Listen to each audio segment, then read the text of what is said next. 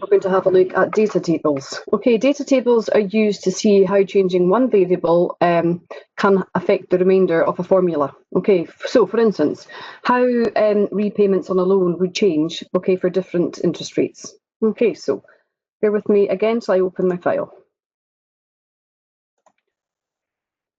Okay, so here we've got a little bit of a loan analysis. Okay, so we've got an interest rate of 8%.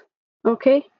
We have a term in months of 360, and we have a loan amount of 50,000.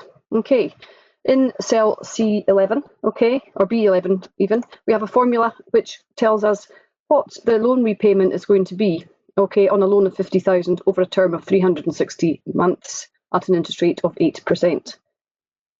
Okay, so basically, okay, how much the repayment is based on the information given in the cells C3, C5 and C7.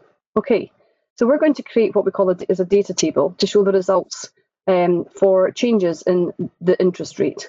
Okay, so in A12, we're going to pop in here 4%. Okay, and we're going to create a data table, okay, which will let us populate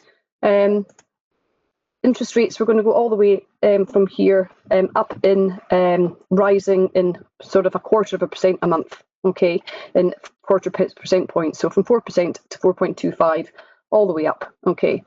So we're going to see what the effect that has on this repayment here of 366.88 for an interest rate of 8%.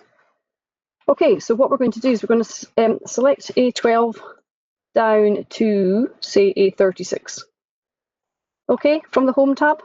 Okay, over on the editing section, we've got the fill series. Okay, we can click on there. We're going to click on series, and we want a linear type of fill in the column, and the step value, as I said, is 1/4%, which is 0.0025.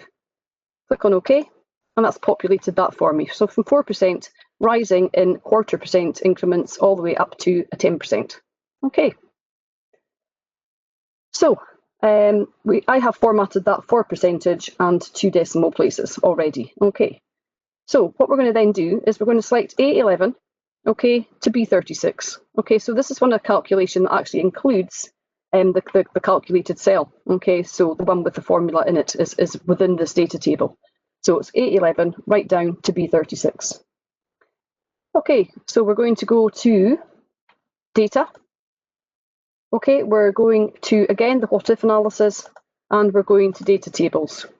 Okay, so we have a row input or a column input. Okay, so our information is in a column. Okay, so column input cell is going to be C3, the interest rate. Okay, click on OK. Okay, so that has gone away and populated, okay, column B with the values, okay, of what the repayment is going to be. Now, for some reason, I have populated this already for currency, but the second one hasn't picked that up for some reason. So let's go to Home and put it into currency. Okay, so we can see there for the original was 8%, okay, 366.88 was the repayment. When we drop it down to 4%, we're getting 238.71. And you can always check it's done it right, because there's the 8% there, marries in with the original value.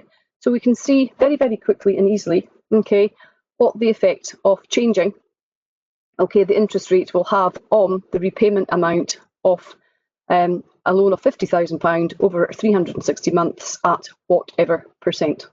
Okay, so you can actually change, for instance, the loan amount, okay, and it will update the data table for you automatically. Okay, so that's how quick and easy it is to create, okay, a data table. Thank you for watching.